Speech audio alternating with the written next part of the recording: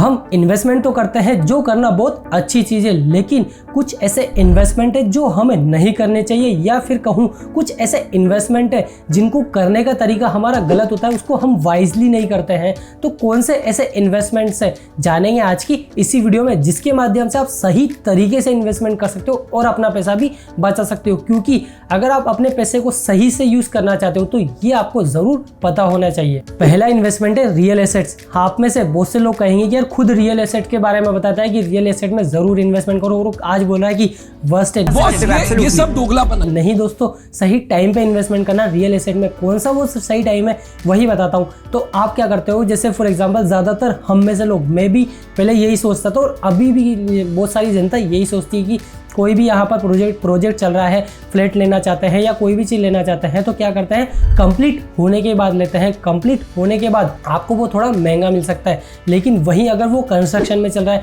जब बिल्डर को पैसे की ज़्यादा ज़रूरत है, जब उसको चाहिए कि यार मुझे कहीं ना कहीं से थोड़ा सा पैसा आ जाए जिसको मैं अच्छे से यहाँ पर और डेवलपमेंट में लगा सकूँ, तो यहाँ पर अंडर कंस्ट्रक्शन चल रहा है ना, तब जाकर के आप उसमें इन्वेस्टमेंट कर सकते हो। अगर आपको लेना ही है, कहीं ना कहीं फ्लैट में लेना है, कहीं भी कुछ भी चीज़ इन्वेस्टमेंट करनी है ना रियल एस्टेट में, तो अंडर कंस्ट्रक्शन के टाइम पे ले सकते हो, जहाँ पर आपको मतलब कंप्लीट होने के बाद के हिसाब से कंपैरिजन में देखा जाए तो सस्ता मिल सकता है। लेकिन इसमें भी इन्वेस्टमेंट करने से पहले कुछ पॉइंट्स जो आपको ज़रूर देखने चाहिए।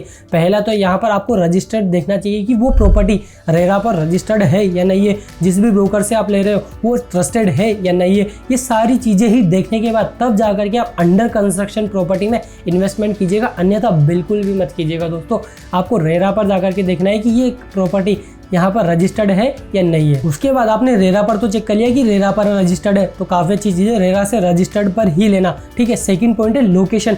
लोकेशन आप ऐसी जगह लीजिएगा जहाँ पर चांसेस हो कि प्रॉपर्टी एप्रिशिएट हो, ना कि डेप्रिशिएट हो। बहुत सारी ऐसी जगह होती है जहाँ पर डेप्रिशिएट भी होता है, मेरे एरिया में भी है। जैसे फॉर एग्जांपल मेरे राइट हैंड की तरफ एक और कॉलोनी है, तो वहाँ पर उसकी प्रॉपर्टी की वैल्यू तो एप्रिशिएट हो रही है, लेकिन लेफ्ट साइड पर ऐसी जगह पर उन्होंने यहाँ पर फ्लैट्स बनाए हैं, प्रॉपर्टी बनाई है, बिल्डिंग बनाई है, जहाँ पर उसकी डेप्रिशिएशन हो रही है। तो आप लोकेशन ज़रूर देखिएगा कि किस लोकेशन पर उसने यहाँ पर बिल्डर ने फ्लैट्स बना रखे हैं। सही लोकेशन के हिसाब से आप इन्वेस्टमेंट कीजिएगा और रेरा पर चेक कीजिएगा, एप्रिशिएशन देखिएगा किस हिसाब से मिल रहा है, और रेंटल यील्ड भी देखिएगा कि उस एरिया में रेंटल यील्ड क्या चल रही है। नेक्स्ट है कार का रूल। अगर आप कोई भी कार लेने जाते हो तो ये रूल आपको ज़रूर पता होना चाहिए।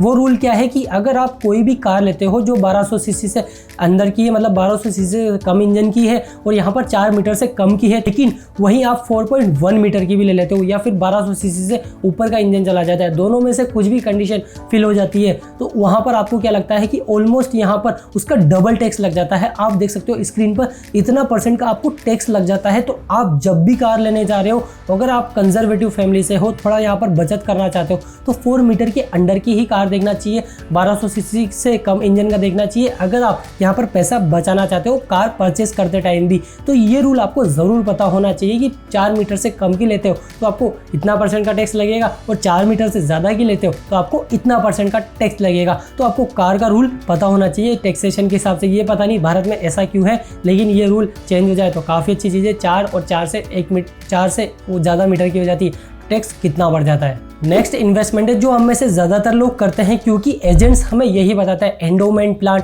या फिर यूलिप में इन्वेस्टमेंट करना। जैसे फॉर एग्जांपल आप एंडोमेंट में करते हो या यूलिप में करते हो, आप क्या चाहते हो कि मैंने जो भी इन्वेस्टमेंट किया वो रिटर्न कैलकुलेट करके मुझे पैसा वापस आ जाए। दोस्तों, ये एक तरह से गलत इन्वेस्टमेंट माना जाएगा मेरे हिसाब से भी, और यहाँ पर जो बड़े बड़े फाइनेंशियल एडवाइजर है उनके हिसाब से भी। कैसे, आप पैसा तो रिटर्न चाहते हो, लेकिन अगर सपोज मैं आपको एग्जाम्पल देता हूँ कि आप 30 साल से भी कम की एज है, जैसे फॉर एग्जाम्पल मेरी 25 की, अगर मैं यहाँ पर इंश्योरेंस भी लेना चाहता हूँ तो मुझे कम में मुझे इंश्योरेंस मिल जाएगा, जहाँ पर अगर कुछ टाइम बाद मैं 75 या 80 के आसपास का भी लेता हूँ कि जो मैं टर्म प्लान है इसके पहले मैं टपक जाता हूँ, तो मेरी फैमिली को 2 करोड़ 5 करोड़ जितने का भी मैं टर्म प्लान लेता हूँ उतने का यहाँ पर उसको कवर तो मिल जाएगा। आप इस चीज़ में बिल्कुल भी मत पड़िएगा दोस्तों, एंडोमेंट और यूलिप के चक्कर में। अगर आप दोनों का कंपेरिजन भी करके देखोगे, गूगल पे सर्च भी करोगे, और मैंने भी यहाँ पर काफ़ी अपनी रिसर्च करी है, उसके हिसाब से मुझे पता चला है कि आपको एंडोमेंट और यूलिप की तरफ तो कम जाना चाहिए। ज़्यादातर आपको जो प्योर इंश्योरेंस प्लान होते हैं ना, टर्म इंश्योरेंस या लाइफ इंश्योरेंस, उसकी तरफ शिफ्ट होना चाहिए। एंडोमेंट और यूलिप को स्किप करना चाहिए। नेक्स्ट है, हम में से ज़्यादातर लोग सेक्टर वाले म्यूचुअल फंड में इन्वेस्टमेंट करते हैं, जिसको आपको बिल्कुल भी नहीं करना चाहिए। हम में से बहुत से लोग क्या है कि एजेंट्स की बातों में आ जाते हैं। वो बोलते हैं कि सेक्टर वाले में कर दो, अगली बार ये फार्मा सेक्टर जाएगा, IT सेक्टर ऊपर जाएगा।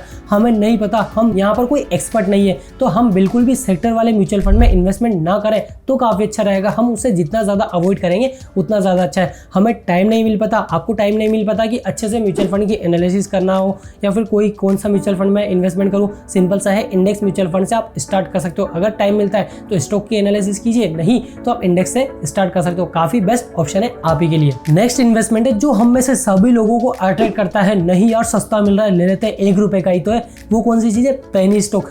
पेनी स्टॉक्स को हमें ज़्यादातर अवॉइड करना चाहिए जब तक हमें उस कंपनी के बारे में नहीं पता, कंपनी का फंडामेंटल नहीं पता, कंपनी का जो पेनी स्टॉक, पेनी क्यों है, वो कंपनी में या तो कुछ ना कुछ प्रॉब्लम चल रही है या फिर एक्चुअल में पेनी है। जैसे फॉर एग्जांपल आप में से बहुत से लोग बोलेंगे टाइटन उस टाइम पे 3 रुपये का था। हाँ होगा 3 रुपये का उस टाइम पे, लेकिन उस टाइम पे बहुत से ऐसे स्टॉक्स है जो 35 पैसे के भी होंगे या फिर 1 रुपये का भी होगा। लेकिन आज टाइटन की वैल्यू देखो और वो 1 रुपये वाले की वैल्यू कंपेयर करके देखना, उस टाइम के हिसाब से कंपेयर कर लेना। टाइटन आज कितना ऊपर चला जा चुका है और यहाँ पर कंपनी ट्रस्टेड होनी चाहिए। किसी में भी आप इन्वेस्टमेंट करो तो कंपनी का ट्रस्ट होना चाहिए। तो आप पेनी स्टॉक को ज़्यादातर अवॉइड कीजिएगा। अगर आपको खुद को नहीं पता कि कंपनी क्या करती है, हो सकता है कि कोई कंपनी भी ऐसी हो जो अभी सस्ते में मिल रही हो लेकिन उसका फंडामेंटल स्ट्रॉन्ग हो, तो उसकी तरफ मैं जरूर बोल सकता हूँ कि आप कर सकते हो, लेकिन पेनी स्टॉक्स को ज़्यादातर अवॉइड कीजिएगा। पेनी स्टॉक्स में भी आप कितना % अलोकेशन कर सकते हो? मेरे हिसाब से 5 से 10% का आप अपने पोर्टफोलियो का, 1 लाख का पोर्टफोलियो है तो 5 से 10 हज़ार रुपये आप पेनी स्टॉक्स की तरफ डाइवर्सिफाई कर सकते हो। अन्यथा कम से कम 5% ही कीजिएगा, इससे ज़्यादा मैं आपको रिकमेंड नहीं करूँगा। और पेनी स्टॉक्स में इन्वेस्ट करने से पहले आप अपनी खुद की एनालिसिस ज़रूर कीजिएगा। मेरी की भी रिकमेंडेशन मत मानिएगा और किसी की भी रिकमेंडेशन मत मानिएगा। किसी ने भी बता दिया उसमें जाके इन्वेस्ट कर दिया, नहीं, खुद की एनालिसिस ज़रूर करना। नेक्स्ट ऑप्शन है जो हमें हर तरफ से अट्रैक्ट करता है कि यार ये वाला ऑप्शन मैं भी कर लेता हूँ, कहीं ना कहीं फ़ायदा ही होगा, क्योंकि बहुत सारे इंस्टाग्राम पेजेस हैं, बहुत सारे इंस्टाग्राम पे आपको रील्स दिख जाती है, टेलीग्राम पे दिख जाती है। मुझे भी कभी ना कभी रिकमेंड होती है, लेकिन मैं उसे क्या करता हूँ, नॉट इंटरेस्टेड कर देता हूँ, क्योंकि ऐसे वाले ऑप्शन की तरफ मैं जाऊँगा ही नहीं। वो कौन सी चीज़ें? Future and option. क्योंकि जो आपको रील के माध्यम से बता रहा है या फिर उसके माध्यम से बता रहा है, वो रील में एक तरह से शॉर्ट इन्फॉर्मेशन मिलती है। मैं भी आपको देता हूँ तो शॉर्ट इन्फॉर्मेशन देता हूँ रील के माध्यम से। मैं बोलता हूँ कि ज़्यादा इन्फॉर्मेशन के लिए लॉन्ग वीडियो देखिए, तो उस हिसाब से वो क्या करते हैं, शॉर्ट में बता देते हैं कि मैंने 1 करोड़ का प्रॉफिट किया, 1 लाख कमाया, 2 लाख कमाया।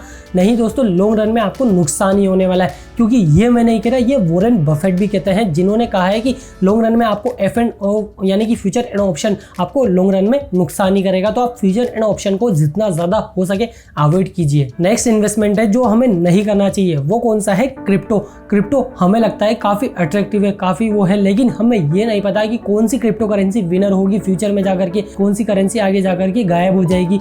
हमने जिस भी करेंसी में इन्वेस्टमेंट किया हो सकता है वो आगे जाकर के गायब हो जाए। इतनी सारी क्रिप्टो करेंसीज बन चुकी है जितनी का आपने नाम भी नहीं सुना होगा। आप खुद जाकर के गूगल सर्च कीजिएगा, इतनी सारी क्रिप्टो करेंसीज का आपके सामने नाम आ जाएगा। तो आप क्रिप्टो से जितना ज़्यादा दूर रह सके उतना ज़्यादा दूर रहिए। स्टार्टिंग के टाइम पे थोड़ा वेट कीजिए, सही टाइम पे आपको क्रिप्टो में भी इन्वेस्टमेंट करने का मौका मिलेगा। कुछ ना कुछ गवर्नमेंट भी यहाँ पर कर रही है, थोड़ा वेट कीजिए, क्रिप्टो में भी आप अच्छे से इन्वेस्टमेंट कर सकते हो। तो ये 7 ऑप्शंस ऐसे थे जिनमें हमें इन्वेस्टमेंट करने से पहले सोचना चाहिए। जो भी मैंने ऑप्शंस बताए ना, उनमें इन्वेस्टमेंट करने से पहले कुछ आपको जो मैंने उसमें पॉइंट्स के हिसाब से बताया वो ज़रूर कंसिडर करना चाहिए। उसी के बाद आप इसमें इन्वेस्टमेंट कर सकते हो। नहीं तो आप जितना ज़्यादा हो सके इन इन्वेस्टमेंट को थोड़ा सा अवॉइड कीजिए, बहुत कम से कम कीजिए। आशा रखता हूँ दोस्तों आपको इस वीडियो से ज़रूर कुछ नया सीखने को मिला होगा। अगर आपको इस वीडियो से कुछ वैल्यू मिली तो प्लीज़ वीडियो को लाइक भी ज़रूर कर देना। चैनल पर नए हो तो चैनल को सब्सक्राइब करके बेल आइकन भी दबा देना। मिलते हैं आपसे अगली और एक्साइटिंग वीडियो में, तब तक के लिए जय हिंद, भारत माता की जय। सुदेश दाजी साइनिंग ऑफ।